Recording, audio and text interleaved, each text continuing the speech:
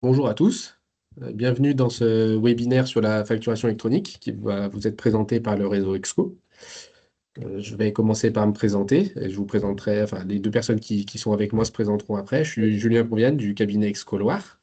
Je vais vous présenter ce webinaire avec Constance et Olivier que je vais laisser se présenter maintenant. Bonjour à tous et toutes. Donc, je suis Constance Garbage, je suis expert comptable associée au sein du cabinet Exco Fiduciaire du Sud-Ouest et je suis basée à Biarritz. Bienvenue. Bonjour à toutes et à tous, je suis Olivier Séby, expert comptable et situé à Nice. Alors, pour vous présenter ce webinaire, c'est le réseau EXCO. Donc, le réseau EXCO, c'est quoi? C'est un réseau de cabinets qui sont indépendants. Globalement, vous pouvez nous retrouver sur toute la France. Donc, il devrait forcément avoir un cabinet pas très, très loin de chez vous. Le réseau est aussi présent à l'étranger. Donc, en Europe, il y a trois pays, la France, la Pologne et le Portugal, et un déploiement aussi sur le continent africain, avec 14 pays en présence. Donc voilà pour ce qui est du réseau Exco. On va retourner sur le sujet qui nous intéresse plus aujourd'hui, qui est la facturation électronique. Pour vous présenter la facturation électronique, on va vous le faire en 4 temps, plus un cinquième temps de questions-réponses à la fin qui durera à peu près 5 minutes. On va commencer par le contexte et les définitions de la facturation électronique pour vous mettre bien en tête ce que c'est et qu'est-ce qui va arriver au fur et à mesure. Ensuite, on embrayera sur la partie des obligations et des sanctions qui sont liées à la facturation électronique. Et après, on vous montrera ce qui devrait se passer dans votre compte quotidien plus tard. Et pour finir, on vous fera le calendrier de déploiement de cette réforme. Alors, la facturation électronique, elle provient d'où? Eh bien, comme souvent, la facturation électronique est liée à l'Europe. Donc, c'est la directive européenne de 2014 qui avait initié ce projet. Alors, vous voyez, entre 2014 et 2026, il y a quand même un petit temps. Et l'objectif que vous voyez à l'écran, c'est 2035 pour le projet VIDA qui est là pour dire que tous les échanges intracommunautaires devront être faits sous la même forme. Donc, on verra ensuite par cette forme-là des formats spécifiques dans votre facture. Donc, la facturation électronique, elle est déjà présente dans d'autres pays. Comme nous, elle a été mise en place au préalable, il y a certains pays qui travaillent avec l'État. Donc, vous avez le Portugal qui était sur le même système que nous, l'Espagne ou encore le Luxembourg. On a deux pays qui sont un peu plus en avance. On vous met ici l'exception de l'Italie qui est pionnière dans ce domaine parce qu'elle a commencé la facturation électronique en 2019 pour la partie B2B et B2C. Donc, c'est celle qui va nous intéresser parce que c'est celle qui va vraiment être mise en place incessamment sous peu chez nous. Donc, aujourd'hui, on a un retour d'expérience sur l'Italie avec quelque chose qui, vous voyez à l'écran, qui intéresse beaucoup l'État, les délais de contrôle fiscaux qui ont été diminués par 10 ou une économie globale pour les entreprises sur tout ce qui va être administratif. On a un deuxième pays qui a mis en place la facturation électronique au 1er janvier 2026, qui est la Belgique. Donc, vous voyez que globalement, les pays vont tous se tourner dans les années à venir sur la partie de facturation électronique. On va se recentrer du coup sur la France pour voir d'où provient cette réforme pour nous. Alors, elle a été inscrite dans la loi de finances rectificative de 2022 qui avait déjà déployé un calendrier initial qui, bon, vous vous en doutez bien, n'a pas été respecté. On verra le définitif un petit peu plus tard. Et la facturation électronique, c'est quoi? C'est un processus de facturation électronique dans son intégralité. Alors, qu'est-ce que ça veut dire? Ça veut dire que la facture électronique, elle va donc avoir un émetteur qui est formellement identifié, un contenu intangible. Aujourd'hui, c'est par exemple ce que vous avez déjà dans un logiciel de facturation, mais on va venir agrémenter de mentions supplémentaires cette facture et on va surtout la rendre dans un format qui sera lu par tout le monde. Donc, ça veut dire qu'on va avoir une lisibilité, une exhaustivité qui seront effectives et du coup qui ne seront pas modifiables. Et les mentions obligatoires vont augmenter. Aujourd'hui, on en avait un certain nombre, demain, on en aura un peu plus. Et vous verrez que c'est grâce à ces mentions qu'on va arriver à cartographier les flux et qu'une facture ira au bon endroit et au bon client ou au bon fournisseur. Voilà sur cette partie contexte et définition. Je vais laisser la parole à Constance pour vous présenter les objectifs de la réforme. Oui, merci Julien. Donc, comme vous l'avez compris, déjà, la facture électronique, c'est un vieux serpent de mer. Dès la loi de finances de 2020, l'article 153 définit 4 objectifs dans cette réforme de la facturation électronique. Le premier objectif, c'est de renforcer la compétitivité des entreprises. pour renforcer la compétitivité, ça va passer par un allègement de la charge administrative, une diminution des délais de paiement, puisque grâce aux plateformes, vous allez pouvoir gérer différents statuts de cycle de vie de facture, et une efficience qui va être donnée grâce aux gains de productivité liés à la dématérialisation des factures. Le deuxième objectif de cette réforme, c'est de simplifier les obligations déclaratives. Donc, on va le voir juste après, mais la facturation électronique va donner des flux en temps réel et va permettre en fait de pouvoir avoir à terme un pré-remplissage des données de la déclaration de TVA. Troisième objectif, et l'objectif qui est le plus important pour l'État, c'est de prévenir et de détecter la fraude fiscale. Donc, la facturation électronique va permettre, à l'administration fiscale de mieux contrôler la TVA, de limiter le risque de fraude et de faciliter la détection d'anomalies puisque vous allez donner des flux en temps réel à l'administration fiscale. Il faut savoir que la TVA reste dans le poste du budget de l'État un poste principal de recettes, donc c'est important pour eux. Et le dernier objectif au niveau de l'État, c'est d'améliorer la connaissance de l'activité économique. Donc, vous allez donner à l'État des données économiques en temps réel, ce qui va pouvoir permettre d'optimiser les politiques publiques et d'avoir des indicateurs économiques plus précis. Donc là, on est côté État. Pour vous, entreprises, la réforme de la facturation électronique, c'est également un certain nombre d'opportunités. Donc en synthèse, il va y avoir des opportunités en matière de réduction de temps et réduction de coûts. Pourquoi réduction de temps et de coûts? C'est que vous allez avoir une seule et même plateforme dans laquelle vous allez centraliser l'intégralité de vos factures. C'est-à-dire qu'il n'y aura plus d'envois postaux ou d'envois dématérialisés de factures via des systèmes dématérialisés de poste. Vous n'allez plus vous connecter soit sur un espace en ligne pour aller récupérer, par exemple, votre facture EDF, Orange ou autre fournisseur d'électricité ou de téléphonie, avoir vos fournisseurs qui peuvent vous envoyer la facture directement sur votre boîte mail ou alors à l'ancienne, c'est-à-dire d'avoir un envoi postal directement en papier et qu'ensuite vous numérisez. Garantie de remise de facture, pourquoi? Parce que vous aurez vos factures à un seul et même endroit dans une plateforme. Donc forcément, si cette facture n'est pas passée dans votre plateforme, c'est qu'elle n'a pas été remise. Nous avons également l'amélioration des délais de paiement. Vous allez voir qu'au sein de la plateforme, vous allez gérer un certain nombre de cycles de vie de la facture. Donc, dès qu'elle est réceptionnée, vous aurez une date d'échéance qui va être mise en face. Et donc, derrière, forcément, améliorer les délais de paiement puisque vous aurez également la possibilité d'avoir des modules complémentaires pour directement pouvoir payer dans vos plateformes. Et fluidité et automatisation des processus de facturation. Une plateforme centralisée dans laquelle vous allez faire des échanges en instantané entre deux professionnels assujettis à la TVA et automatisation du processus de facturation puisque, comme vient de vous le dire Julien, c'est un processus normé et structuré. Je vais laisser la parole du coup à Olivier pour rentrer vraiment dans le vif du sujet des obligations de la facturation électronique. Merci beaucoup Constance. Alors la facturation électronique, comme l'a commencé à le présenter Julien, en fait c'est un processus de facturation électronique dans son intégralité. Alors dès qu'on a dit ça, en fait, on se doute bien que ce nouveau dispositif, c'est une réalité bien plus large que le simple envoi de PDF de manière dématérialisée.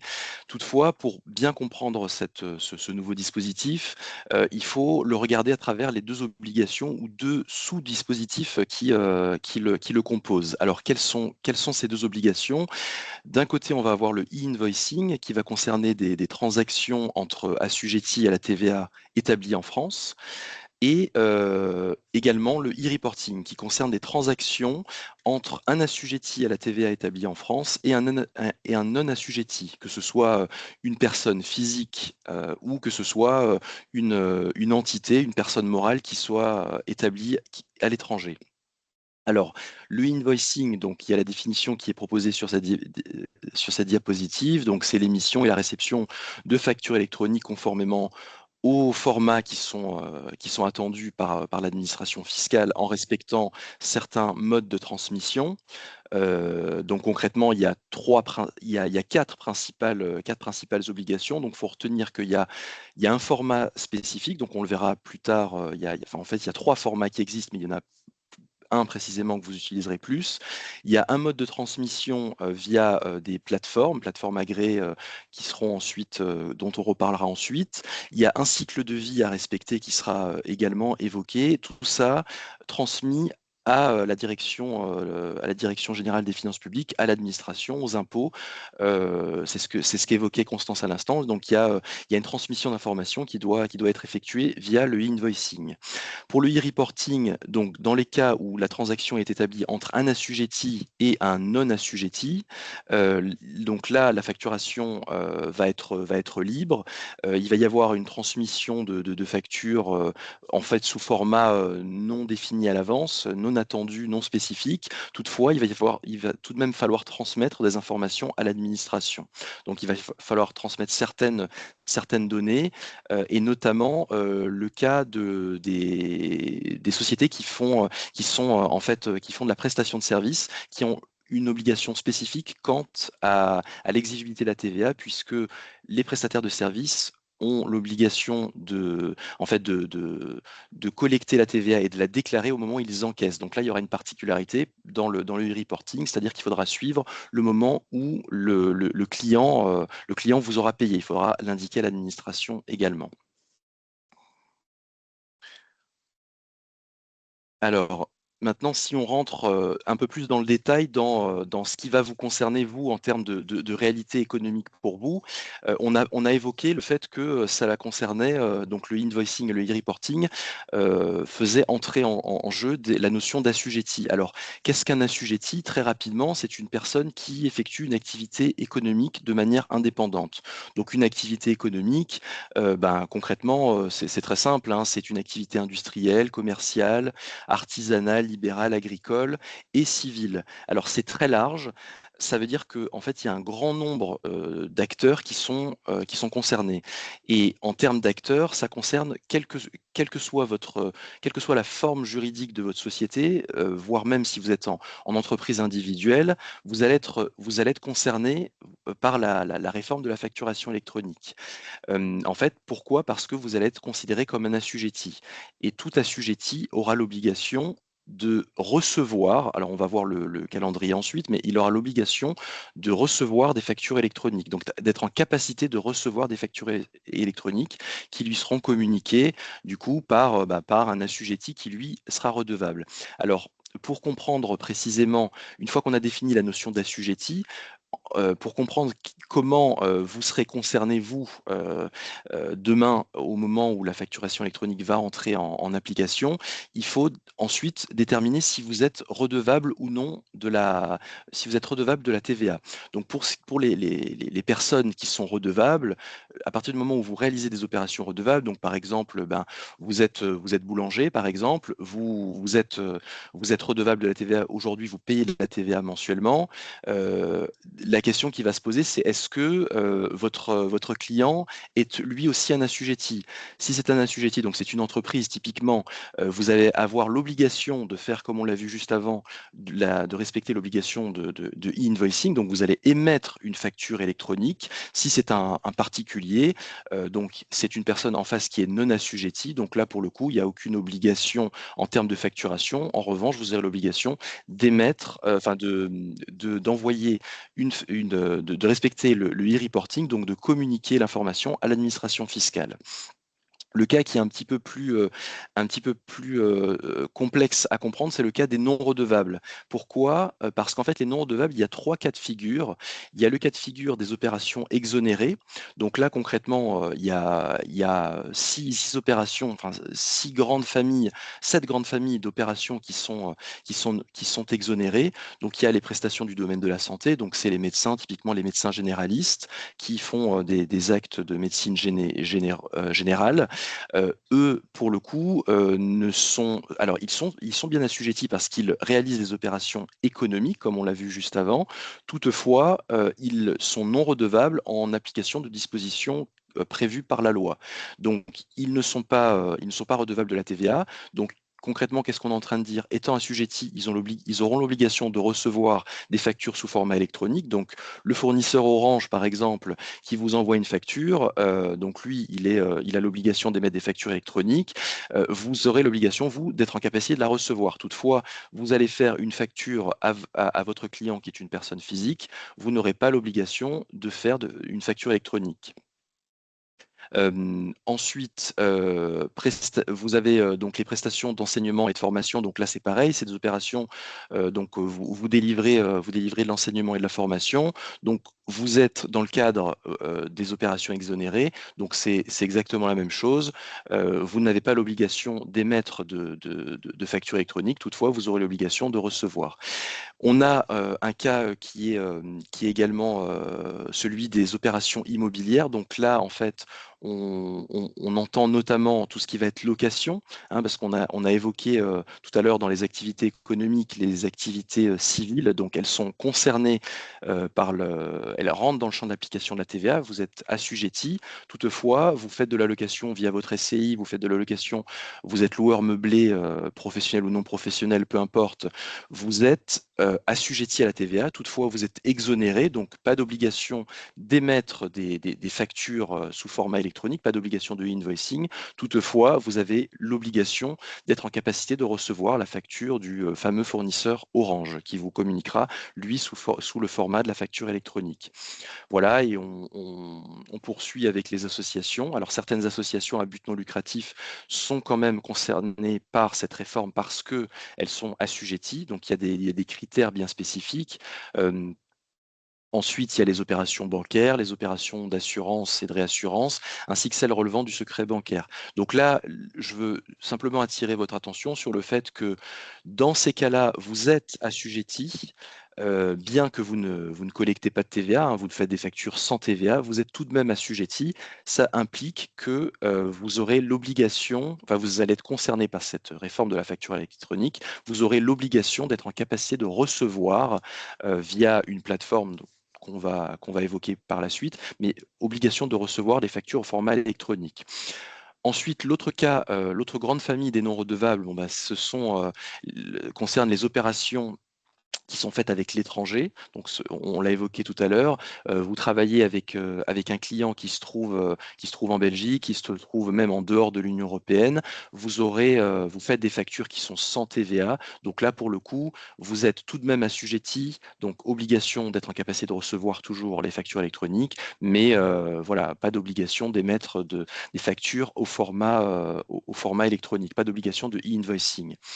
Enfin, il y a le cas de la franchise en base, qui est un cas un peu spécifique parce que là, vous n'êtes pas exonéré, vous êtes dispensé de TVA. Alors, c'est un petit peu particulier. Vous entrez dans le champ de la TVA, vous êtes bien assujetti. Toutefois, vous êtes dispensé, ça veut dire qu'en fait, vous indiquez sur vos factures, selon une disposition particulière, que vous faites des factures sans TVA. Dans ce cas-là, demain, lorsqu'il y aura la facturation électronique qui sera mise en place, vous aurez tout de même l'obligation d'émettre des factures électroniques si votre client est un assujetti. Donc là, c'est un peu particulier. C'est le cas notamment du micro-entrepreneur qui est en deçà du seuil de franchise. Ce micro-entrepreneur, aujourd'hui, il fait des factures sans TVA.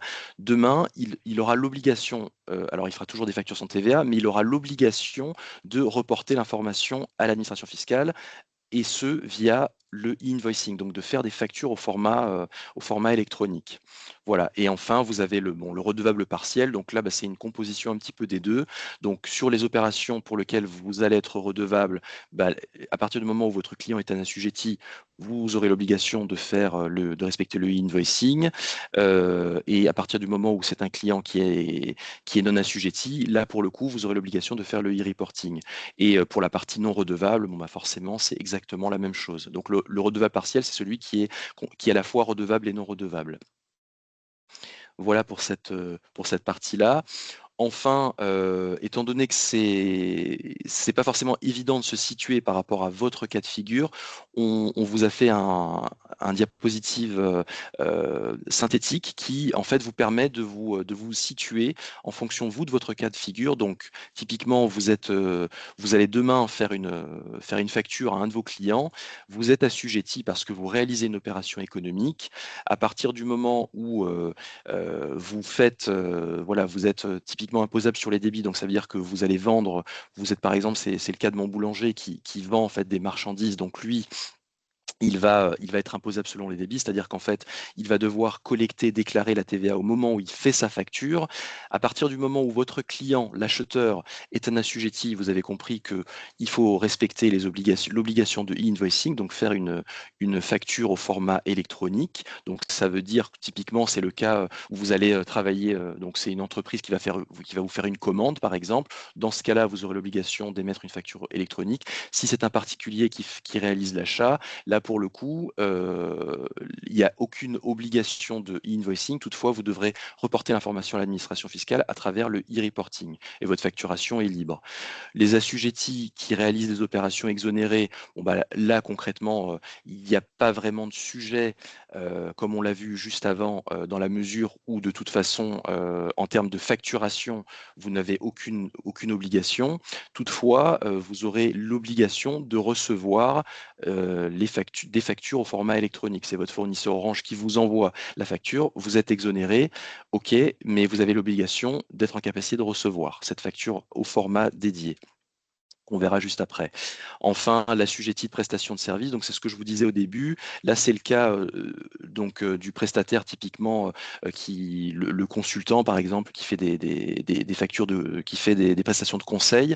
Donc lui, il facture il facture et il collecte la TVA qui est exigible au moment de l'encaissement. Donc lui aura l'obligation à partir du moment où il travaille pour un assujetti de faire du invoicing, mais également, il aura l'obligation de reporter à l'administration la date à partir de laquelle il a encaissé le paiement.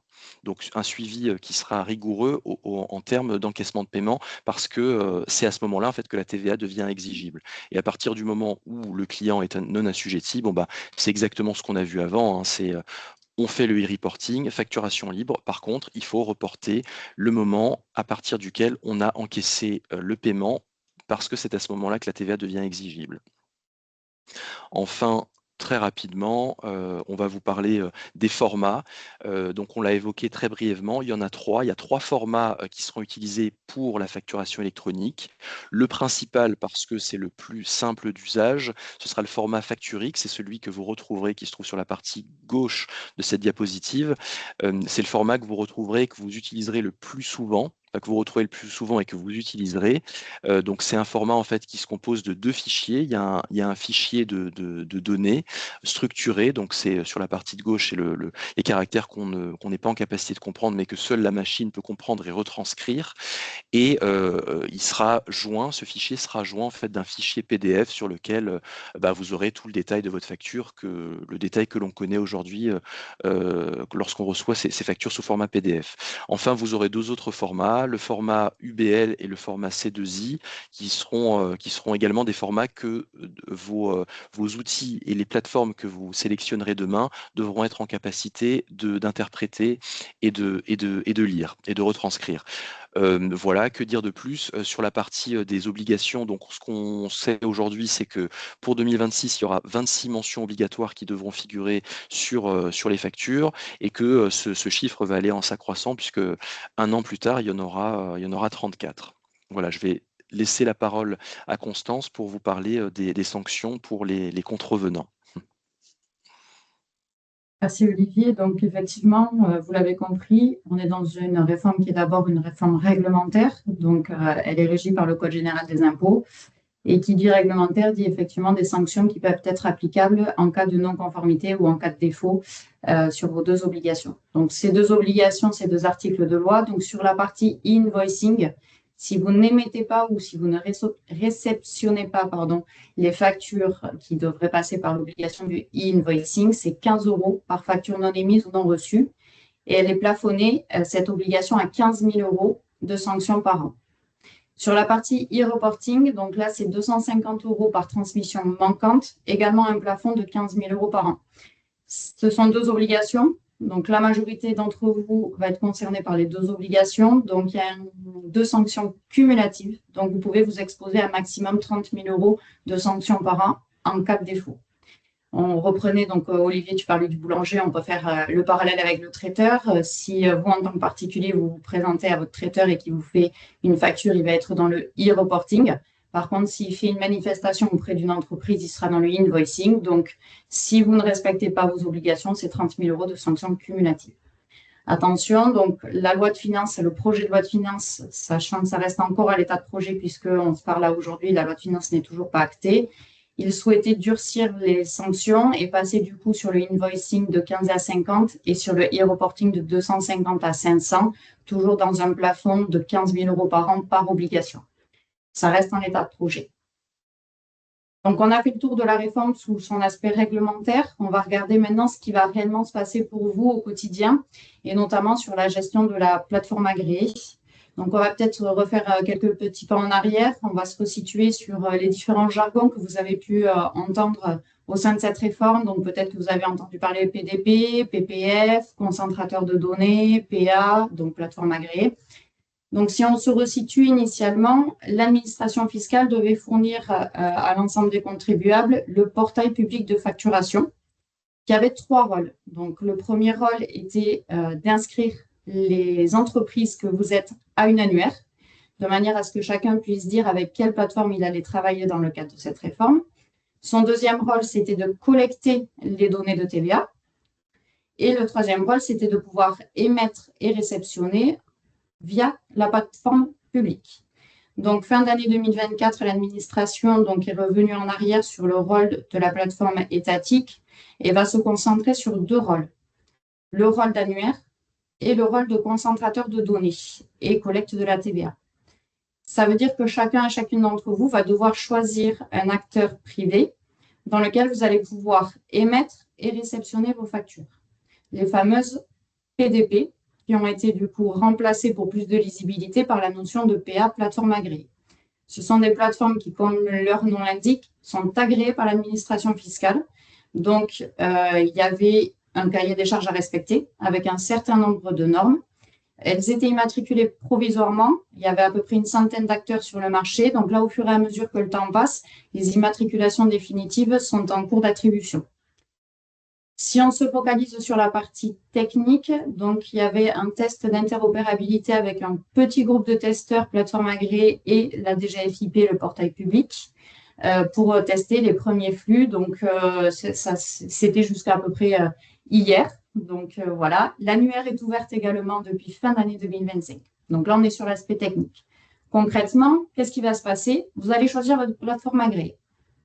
Donc, votre plateforme agréée, premier flux que vous allez traiter directement via votre plateforme, ce sont vos factures d'achat.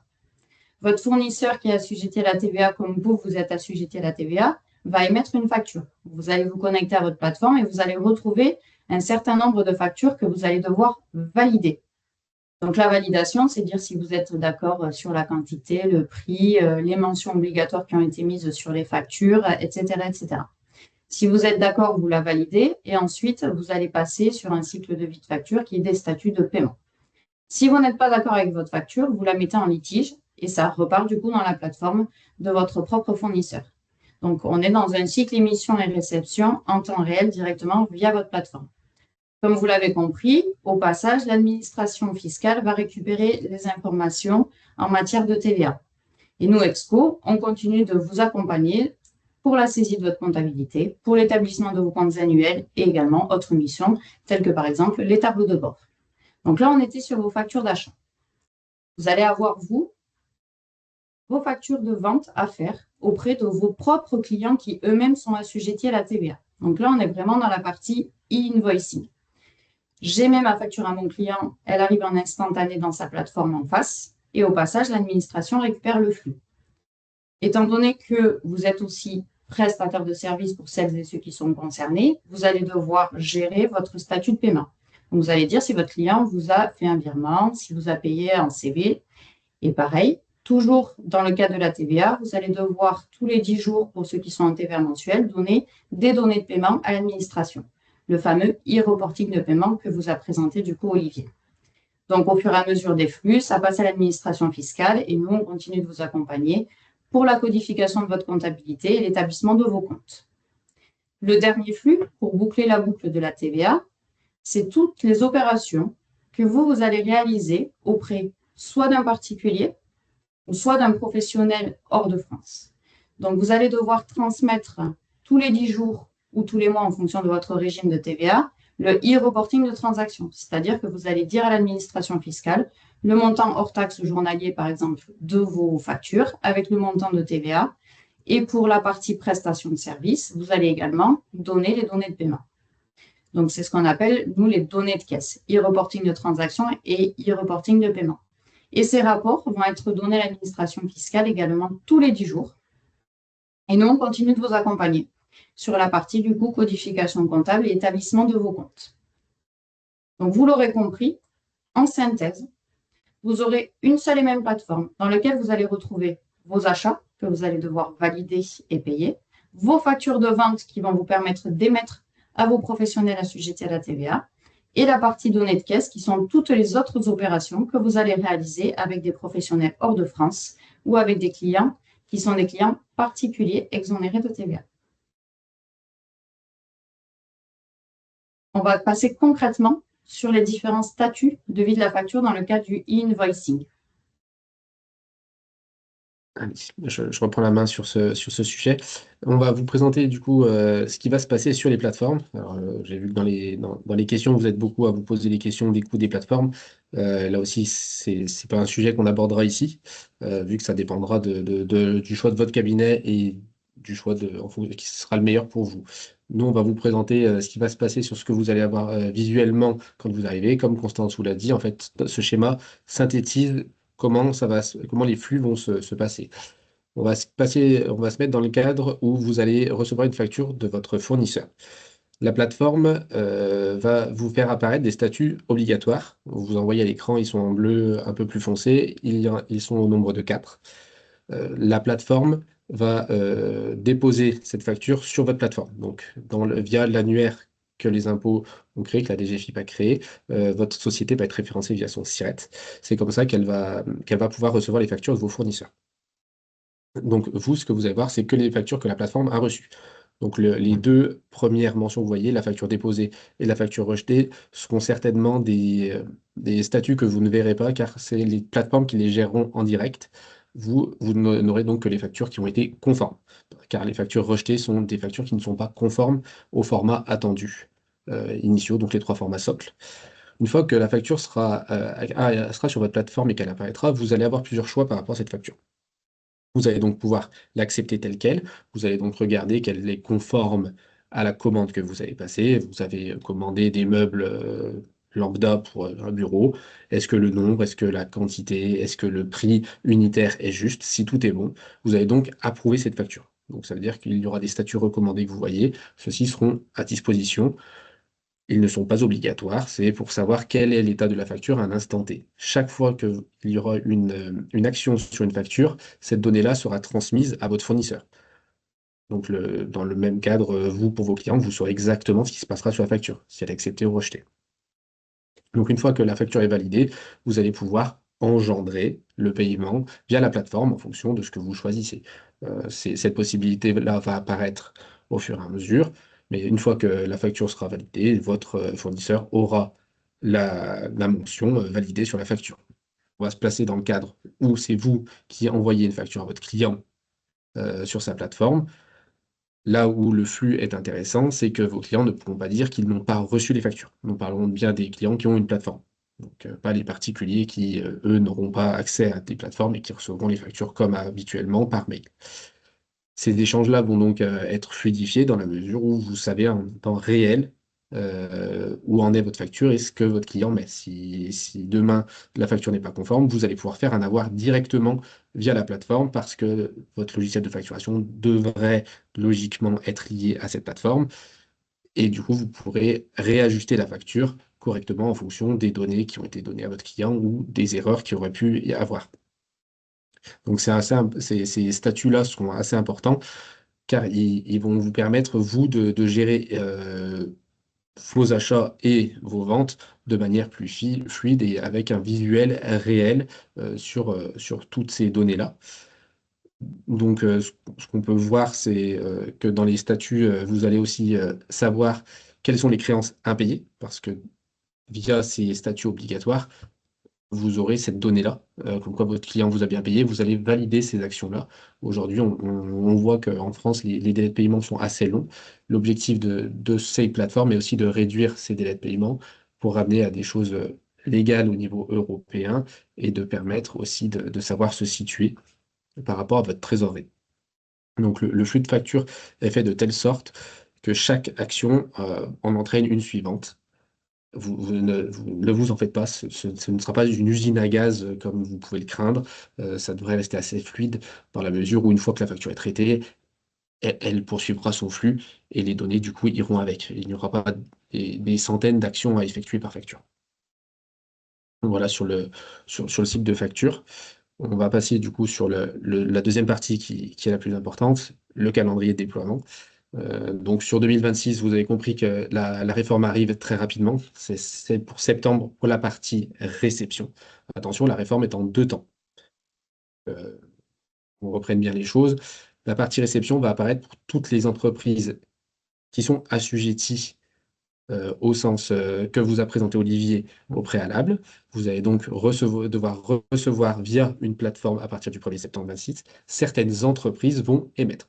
Donc les premières factures que vous allez recevoir sont celles des grandes entreprises et des ETI, qui sont donc les entreprises que vous voyez un peu plus bas dans l'écran, qui sont à partir de 251 salariés et dont le chiffre d'affaires est supérieur à 50 millions d'euros ou ayant un total de bilan supérieur à 43 millions d'euros. Ces entreprises-là vont avoir l'obligation, dès le 1er septembre 2026, de vous envoyer les factures sur votre plateforme. Donc, par rapport à ça, vous avez compris que les flux qu'on vous a présentés au préalable seront importants.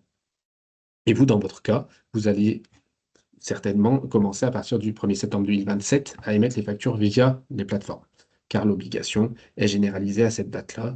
Donc, ça veut dire que toutes les PME et les micro-entreprises vont devoir effectuer la facturation électronique à partir du 1er septembre 2027 en émission. Voilà ce qu'on peut dire sur la réforme au global. Je vais laisser la main pour Constance pour conclure ce webinaire. Merci Julien. Donc effectivement, et en conclusion, par rapport à cette réforme, donc la réforme de la facture électronique, c'est avant tout 2 obligations.